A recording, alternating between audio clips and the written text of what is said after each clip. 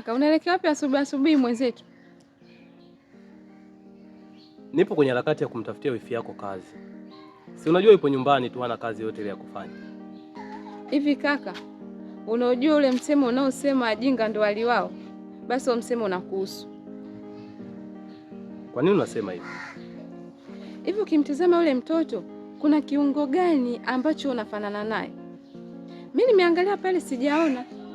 Ukiangalia ule mtoto, ana kichwa cha papai, wewe una kichwa cha chungwa. Mtazame white we black. Wapi na wapi kakangu? Epi, unapomsema mwanamke mwenzio, basi usimalize maneno. Tambua na wewe ni mtoto wa kike na haujamaliza bado.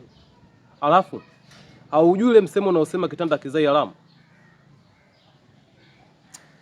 Au hujai kuona mwanaume anamuoa mwanamke mwenye mimba au mwenye watoto? Nisikilize. Yule mimi ni mwanangu. Na wewe yule anatakiwa kuite shangazi.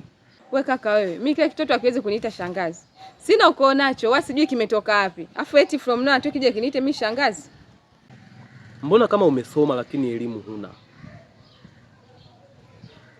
Yaani mtoto wangu mimi sio ndugu yako wewe, wakati wewe ni mdogo wangu mimi. Inakuingia akilini hiyo?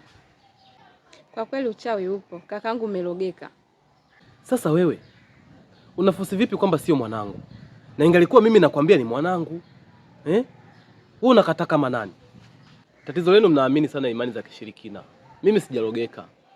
Ila nampenda mke wangu, nampenda na mtoto wangu. Na nyinyi mnatakiwa mpende pia.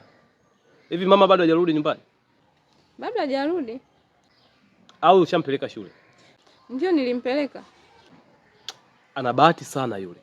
Nilikosa muda wa kuja nyumbani. Nilitaka nimuonye hata vibao viwili vitatu. Hivi au kumbe kashaanza mahusiano? Kaka, wewe yule ni mtoto mdogo. Mtoto mdogo eh? Sasa kwa taarifa yako, mimi au nilimfuma na mwanaume. Na nilishindwa tu kufika nyumbani. Ila kwa kuwa kashaenda shule, itabidi nikafuatilie maendeleo yake kule shuleni. Maana anaonekana tabia yake sio nzuri kwa sasa. Basi kaka, ushavurugwa huko nyumbani kwako, usharogwa na mke wako, anataka hadi kutuletea vurugu hadi nyumbani. Au ataanzaje mahusiano wakati yule bado mtoto mdogo, mwanafunzi yule?